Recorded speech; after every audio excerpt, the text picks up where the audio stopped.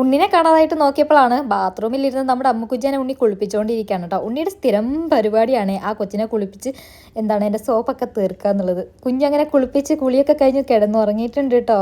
നിങ്ങളെ വീട്ടിലുണ്ടോ ഇങ്ങനെ ആരെങ്കിലും? പണ്ട് എനിക്കുണ്ടായിരുന്നു ഇങ്ങനെയുള്ള ശീലങ്ങൾ കേട്ടോ. അത് കഴിഞ്ഞ് ഞങ്ങൾ നേരെ ഹോസ്പിറ്റലിൽ പോയി. ഇത് ഹോസ്പിറ്റലല്ല, ഇത് ഇവിടുത്തെ കോടതിയാണ് കേട്ടോ. രണ്ട് കാര്യങ്ങൾക്ക് വേണ്ടിയിട്ടാണ് ഇവിടെ ആൾക്കാർ വരുന്നത്. ഒന്ന് കല്യാണം കഴിക്കാനും പിന്നെ ഒന്ന് കല്യാണം അവസാനിപ്പിക്കാനും.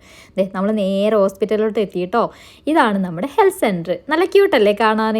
അവിടെ എത്തി പ്രാഥമിക പരിശോധനകൾ നടന്നുകൊണ്ടിരിക്കുകയാണ്. എൻ്റെ പ്രഷറും ഷുഗറും ഒക്കെ അവർ ടെസ്റ്റ് ചെയ്യുന്നുണ്ട്. അല്ലെങ്കിൽ ഒരു പ്രായം കഴിഞ്ഞ് കഴിഞ്ഞാൽ ഇത് ഇടയ്ക്കിടയ്ക്ക് ഇങ്ങനെ ടെസ്റ്റ് ചെയ്യുന്നത് നല്ലതാണ്. ചോര എടുത്തപ്പോൾ ഞാൻ ചെറുതായിട്ടൊന്ന് കരഞ്ഞു. നിങ്ങൾ കരയാറുണ്ടോ ഇങ്ങനെ? അത് കഴിഞ്ഞ് ഞാൻ ഡോക്ടറെ കണ്ടു. ഡോക്ടറിന് കുഴപ്പമൊന്നുമില്ല, മരുന്നൊക്കെ എഴുതി തന്നിട്ടുണ്ട് കേട്ടോ. അങ്ങനെ മരുന്ന് വാങ്ങാൻ വേണ്ടി പോവുകയാണ്. ഇതാണ് ഞങ്ങളുടെ ഇവിടുത്തെ ഫാർമസി. ഇവിടെ ഡോക്ടറെ കാണുന്നതിനും മരുന്ന് വാങ്ങുന്നതിനും നമ്മൾ പൈസ കൊടുക്കേണ്ട, കാരണം നമുക്ക് ഇൻഷുറൻസ് ഉണ്ട് കേട്ടോ. അതുകൊണ്ട് ഇടയ്ക്കിടയ്ക്ക് ഇങ്ങനെ ഡോക്ടറെ കാണാൻ വരുന്നതുകൊണ്ട് വലിയ കുഴപ്പമൊന്നുമില്ല. ഞാനിവിടെ നിന്ന് പോസ്റ്റായി കേട്ടോ. ചോര എടുത്തതിൻ്റെ വേദന നന്നായിട്ടുണ്ട്. ചെറിയൊരു അലർജിയാണ് കേട്ടോ. അതിനാണ് ഞാൻ ഡോക്ടറെ കാണാൻ വന്നത്.